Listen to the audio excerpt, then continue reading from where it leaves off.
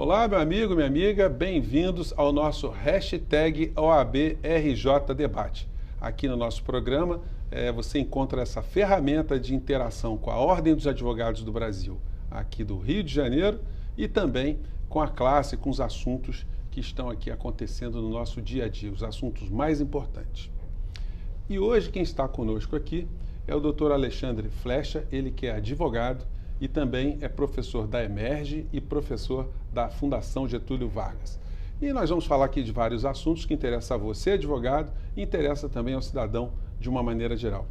Doutor Alexandre, como é advogar em tempos de crises como nós estamos vivendo? Crises institucionais, crises políticas, crises econômicas. Júnior, boa tarde. Estou muito feliz de estar aqui hoje, poder falar para todo mundo, para os meus colegas advogados, da atuação do advogado. É curiosa essa pergunta, porque quando você faz a indagação, como seria a atuação em tempos de crise? Na verdade, são crises que são bastante diferentes, né? Quando a gente fala em crise institucional, ou seja, da magistratura, Ministério Público, com a própria OAB, ou então uma crise econômica, são crises diferentes, mas todas elas têm algo em comum. Elas fazem com que o advogado, o profissional de um modo geral, mas o advogado, ele tenha que sair de uma certa zona de conforto e buscar um aprimoramento ou algo que o distinga dos outros profissionais. Tem uma curiosidade: o Brasil tem mais faculdades de direito do que o resto do mundo todo somado. Então, é claro que existem muitos profissionais. Mas não dá para fazer uma crítica, existem faculdades de direito demais, pura e simplesmente. Se existe esse número de profissionais, é porque certamente existe demanda para isso. Não haveria tantas faculdades, porque em curto prazo seria descoberto que não existiria demanda e aí, claro, elas acabariam fechando. Então existe demanda para isso. Mas é indispensável que a gente faça algo para ficar diferente dos demais. Eu preciso me destacar de alguma maneira. Pode continuar, por favor. Fica à vontade. Não, pode continuar. Aqui a gente não interrompe o convidado. Eu ia dar um exemplo, que é um exemplo que eu dou em sala de aula. Teve um filme, em 2003, Lisbela e o Prisioneiro. E teve uma música muito famosa nesse filme. A música, se eu não me engano, ficou mais famosa que o próprio filme, que era uma música do Caetano Veloso, Você Não Me Ensinou a Te Esquecer. Todo mundo conhece essa música, eu tenho certeza. Vou até pedir para você dar uma palhinha no final da entrevista dessa música. E essa música não é de 2003, nem é do Caetano Veloso, é da década de 70, de um outro intérprete chamado Fernando Mendes. Então, por que essa música se destacou tanto agora? As razões são inúmeras, porque entrou na trilha sonora de um filme, o filme fica famoso, então teve uma divulgação maior. Não importa a razão, mas importa o que aconteceu. O que aconteceu foi: essa música se destacou das demais. Essa música se destacou da própria versão dela mesma da década de 70. O que ela tinha de diferente? Nem me interessa. Eu só preciso pegar essa ideia e dizer: eu, advogado, preciso ser diferente de alguma maneira, de alguma forma, para poder me destacar dos outros que estão no mercado. E o que é possível a Ordem dos Advogados do Brasil, aqui do Rio de Janeiro, fazer como contribuição nesse propósito? Quais são as razões que eu vejo? Existem certamente outras, mas as razões que eu vejo que um advogado pode se destacar. E aí certamente você vai dizer: você está puxando a brasa para a sua sardinha porque você também é professor. Mas eu estou convencido, absolutamente convencido, que a capacitação é o que faz com que o advogado se torne melhor profissional. Não melhor que outro advogado, mas um melhor profissional do que ele mesmo, se não fosse capacitado. E a atual gestão da OAB, do presidente Luciano, da vice-presidente, a doutora Ana Basílio, e eu preciso citar aqui também um assessor especial da presidência, o doutor André Pedrazzi, que ali é o braço direito e esquerdo, junto com outros colegas também, do presidente. A grande pegada dessa administração, pelo que eu vejo, é investir na capacitação dos profissionais. Isso eu vejo o tempo inteiro. Eu não consigo citar todos os exemplos, porque eu não sou da administração, mas eu posso citar os que eu vejo. Então, a ESA, a Escola Superior da Advocacia, está muito imbuída desse ânimo. Então, a gente vê uma nova sede que está sendo construída, deve estar quase pronta, se eu não me engano. Novos cursos estão sendo elaborados e oferecidos aos advogados. A maioria deles é absolutamente gratuita. Alguns cursos, claro, tem custo e, portanto, tem que ser repassado Sim. para o advogado. Mas Então, Alexandre, muitos... essas informações estarão disponíveis no site da OAB, enfim. Sim. Você que estiver interessado, se antene com essas questões, porque, como o doutor Alexandre está nos dizendo aqui, tem muitos cursos que são 0800. Exatamente. Eu posso dar um exemplo? Posso Sim. falar diretamente com os colegas Sim, e dar um claro, exemplo? por favor. Eu falei agora há pouco dele, o doutor André Pedrazzi, Carlos André Pedrazzi, que é um querido amigo. Ele foi o pai desse projeto. Depois ele levou a apreciação do presidente, Luciano Bandeira, que aprovou e tudo. Então, mas eu sei que ele foi o pai porque eu vi nascer. O projeto, ele está aqui na minha frente, chama Advocacia Cível nas Subseções. O Rio de Janeiro tem 63 subseções. Algumas são mais próximas do Rio, porque é um estado pequeno em tamanho de território, mas algumas são mais distantes. E nem sempre os cursos à distância são capazes de atender aos anseios do advogado. Então, tem um advogado que não tem muita adaptação com aquele tipo de mídia, etc. Então, esse eu achei um projeto fantástico. Levar as aulas presenciais para todas as subseções. Isso vai acontecer nos 3 anos da administração do presidente Luciano Bandeira. Então, o piloto, eu trouxe as datas aqui porque são tantas, eu não consigo decorar ainda. Serão então 63 palestras, uma para cada uma das subseções, com o tema A Atuação do Advogado Cível no Novo Sistema Processual. Que é um sistema processual que tem alguns detalhes, como um novo código, como uma situação fática de crise e assim por diante. Como o advogado deveria atuar. Então, só esse ano de 2019, isso vai valer para 2020, para 2021, mas só esse ano de 2019 nós já temos as seguintes datas. 16 de agosto, na subseção de Leopoldina, no dia 30 de agosto, Nilópolis, 27 de setembro, Cabo Frio, 4 de outubro, Duque de Caxias, 11 de outubro, Teresópolis, 18 de outubro, São Gonçalo, 25 de outubro, Volta Redonda. Novembro, no dia 8, Barra da Tijuca, dia 22, Petrópolis, dia 29, Nova Iguaçu. E em dezembro, dia 6, Araruama e dia 13, em 3 Rios. Isso só em 2019. 2020 as datas ainda serão marcadas e 2021 também. Então, esse é um dos projetos que a seccional do Rio de Janeiro está criando para levar essa capacitação aos advogados. Todas essas palestras que acontecerão nesses 3 anos são gratuitas. Eu acho isso muito importante e vai estar no site da OAB, vai estar à disposição a informação de todos vocês. Eu vou disponibilizar também na minha rede social, vou colocar lá no meu Instagram, Alexandre Flecha, eu vou colocar lá também, disponível para todo mundo essas datas, que eu acho que é muito importante a capacitação para o advogado. E é muito importante ter essa possibilidade de um curso, de uma palestra presencial, né, doutor Alexandre? Ela tem um diferencial do que aquela do ensino à distância, né? Ela tem um diferencial. O curso à distância tem as suas vantagens. Você não tem a perda de tempo do deslocamento para ir, para voltar. Você pode fazer isso dentro do seu escritório, dentro da sua casa. Em lugares que tem um acesso difícil, você consegue fazer isso. Você pega um professor daqui, da capital do Rio, ou de São Paulo, de Brasília, e coloca para aquele advogado no interior. Sem dúvida, isso é uma vantagem tremenda. Mas, e o feedback, como é que fica? Se eu tiver uma pergunta, existem ferramentas para isso. E para o professor é ótimo também, né? Porque possibilita sempre o professor estar cada vez mais atuando direto para a demanda, né? Claro. Na ferramenta online, é possível o aluno mandar a pergunta por e-mail ou por um chat, alguma coisa, ele responde, o professor está sempre respondendo, mas ao vivo tem essa vantagem da pergunta ser imediata. Para o professor é uma maravilha, porque como é que eu vou saber, por exemplo, como é que eu vou saber nesse instante se quem está me assistindo do outro lado está gostando do que está assistindo? Eu não tenho como saber, eu vou descobrir depois de gravado, depois que o programa for veiculado. Quando a aula é ao vivo, eu consigo saber isso na hora.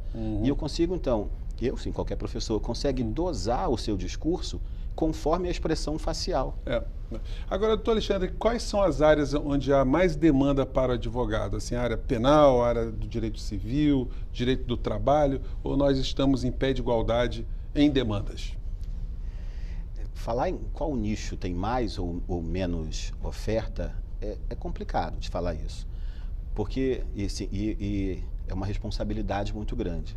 Você imagina, por exemplo, e eu não estou afirmando isso, mas imagina, por exemplo, que eu digo, na área do direito do trabalho existe uma grande oferta e, portanto, eu acho que é ali que você deve se focar a sua energia. Mas e se o advogado ouve esse conselho e vai para essa seara e não tem aptidão para isso? Sim. É o meu caso, por exemplo. Eu não consigo soletrar CLT. Assim, absolutamente nada eu sei de direito do trabalho, nada. Eu devia ter estudado mais isso, mas eu realmente não foi um caminho que eu segui. Então não adianta alguém me dizer, vai por esse caminho, porque ainda que exista muita oferta, e eu não sei se é verdade, mas ainda que exista, certamente eu não serei um daqueles ganchos para fisgar essas ofertas, porque eu não tenho essa aptidão. Então, eu acho que é mais fácil a gente descobrir a nossa própria aptidão na área civil, criminal, trabalhista, empresarial, tributária, e aí quando você descobre isso, você começa a buscar. Porque a oferta não tem muita diferença de um lado para o outro. Agora, eu queria te perguntar uma outra coisa, doutor Alexandre. A tecnologia, como é que a tecnologia, ela obrigou o advogado também a remodelar o seu trabalho? Porque eu sou do tempo que tudo era na base do papel. Somos dois. Até estava falando com o doutor Pedrazzi que quando eu era estagiário eu me assustava porque eu entrava aqui no Fórum do Rio de Janeiro, era aquele fog londrino, né? Todo mundo podia fumar nos corredores. Quer dizer, era um outro tempo. O que mudou de lá para cá? Você sabe que tem mudanças positivas e negativas. Vou começar pelas mudanças positivas. Das mais simples para as mais complexas. Mudança positiva, eu não preciso mais ficar me deslocando pelos fóruns, porque com o processo eletrônico eu consigo ter o acesso de dentro da minha sala, dentro do meu escritório. Isso é muito bom. Só que essa é uma moeda que tem duas caras, e duas faces, aliás, uma cara e uma coroa, não tem jeito. Porque no momento em que eu não preciso mais me deslocar ao fórum, eu também perco esse contato com as pessoas envolvidas no processo. Então eu deixo de despachar mais com o juiz, eu deixo de apresentar mais o processo ao juiz, ou a minha pretensão ao juiz, porque eu não preciso mais estar lá, já que eu posso fazer uma petição eletrônica. Então eu digo isso para os meus alunos, para os meus colegas advogados, tem que ir ao fórum, tem que ir. Recurso, por exemplo, o advogado não vai na sessão de julgamento, ainda que ele não queira fazer a sustentação, mas comparece. Quando o desembargador perguntar, interessados presentes? Sim, presente, estou aqui, eu vim aqui acompanhar o resultado. Mostra que você tem interesse naquela causa. Então, essa foi a parte negativa da tecnologia, afastar o advogado do contato, não com o prédio do fórum, não com aquele tijolo, mas com as pessoas que estão lá dentro. É muito importante ter esse contato com o juiz. Agora, entrando um pouco dentro dos códigos, do Código de Processo Civil, o senhor acha que o nosso código ele está adequado para esses tempos atuais? Ele ajuda que a atividade do advogado ela seja bem realizada, ou a gente precisa atacar ainda mudanças no Código de Processo Civil? Nesse momento, metade das pessoas que estão me assistindo vão dizer, eu gostei desse cara, e a outra metade não vai gostar do que eu vou dizer. Não, quem está assistindo é porque está gostando, é 100% de aprovação, posso garantir. Porque o código ele foi um grande divisor. Ele tem os advogados, os profissionais de um modo geral, que amam o Código Novo, e tem aqueles que odeiam o Código Novo. Eu acho que não tem como fazer uma análise de uma lei, um código ou uma outra lei qualquer, sem que seja de modo comparativo. Então, quando a gente compara o Código Novo com o Código anterior, ficou melhor ou ficou pior? A minha opinião é que ficou melhor. Não, na minha opinião, ficou muito melhor, porque regulou questões que são muito importantes. Mas sempre tem aquele que vai dizer assim, mas esse artigo aqui ficou ruim. Claro, mas o Código tem 1072 artigos. E eu garanto que não são 1072 artigos perfeitos, ou todos muito bons. Mas, de um modo geral, o Código como conjunto de obra, eu acho que ficou bem melhor que o anterior. Ficou bem melhor para advogar. Daí a importância do advogado estar cada vez mais se aperfeiçoando, cada vez mais está acompanhando o amadurecimento do desdobramento desse Código. Né, você tocou num ponto fundamental. Eu fiz, o Código é de 2015. Então, eu fiz um curso em 2015. Eu não preciso fazer de novo porque o Código é o mesmo. Precisa. Porque, mais do que a letra fria da lei, nós temos as interpretações dos tribunais sobre o que está escrito no Código. Isso muda o tempo inteiro. Eu faço um trabalho, além dos cursos, etc., eu faço um trabalho diário. Eu acordo meia hora antes do que eu precisaria acordar, minha esposa já acostumou com isso, meia hora antes para fazer esse trabalho. Eu vou buscar na jurisprudência, nos tribunais de justiça, nos tribunais regionais federais, no STJ, no STF, eu vou buscar atualizações, interpretações, julgados novos sobre o código. E aí eu faço esse trabalho, eu posto no meu Instagram, esse que eu falei, Alexandre Flecha, está no Instagram, eu posto lá. E é um canal que eu tenho com o advogado, com o estudante de um modo geral. Então, não é um canal só passivo, ele não só lê a informação, ele pode fazer comentário, pode mandar perguntas, eu sempre respondo. Eu acho que é uma forma de fomentar a discussão. Né? Então, Alexandre, nós estamos chegando ao final do programa, eu gostaria que o senhor desse um recado para o nosso colega advogado que está nos assistindo. O que o senhor diria para ele agora nessa fase final do nosso programa? Que convite o senhor faria? É uma coisa muito importante o que eu vou fazer agora, de muita responsabilidade, porque você está aí pensando que eu vou dizer algo mirabolante. O professor José Carlos Barbosa Moreira, que sem dúvida foi o maior processualista que o Brasil já viu, que faleceu infelizmente em 2018, ele dizia o seguinte: eu não sou fã de descobertas mirabolantes, porque essas descobertas miraculosas tendem a nos frustrar. Então, o ideal, ainda citando Barbosa Moreira, o ideal é que nós concentremos a nossa energia naquelas mudanças moleculares, naquelas mudanças internas, um passinho de cada vez. Então, isso acontece com tudo na vida. Dieta para perder 15 quilos em um mês. Pode ser que funcione, mas provavelmente não vai ter um resultado duradouro. Então, faça esse curso de 2 semanas que você vai virar absolutamente mestre no processo civil. É pouco provável que isso funcione.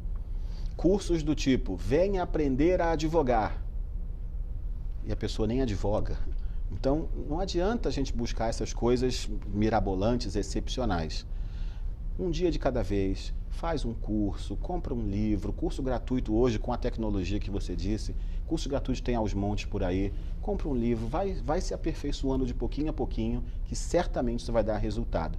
Você pode olhar para mim hoje e dizer assim, mas você está falando isso para você é fácil, porque você conhece a matéria. Eu sou advogado há 21 anos. E são 21 anos, dia a dia, um pouquinho, é de grão em grão, não é? Que a gente vai conquistando conhecimento. Tá bom, doutor Alexandre, muito obrigado pela sua participação aqui no nosso hashtag OABRJDebate. E você que está nos assistindo aqui no YouTube, dá o joia, faz aquele protocolo todo, né? Se inscreva, compartilhe com os outros colegas e guarde esse programa sempre para você se lembrar que a OAB está do seu lado, tá bom? Doutor Alexandre Flecha, professor da Fundação Getúlio Vargas, da EMERGE e também aqui da Ordem dos Advogados do Brasil, da nossa ESA. Um grande abraço e até o nosso próximo programa. Tchau, gente. Muito obrigado. Tchau, tchau, gente.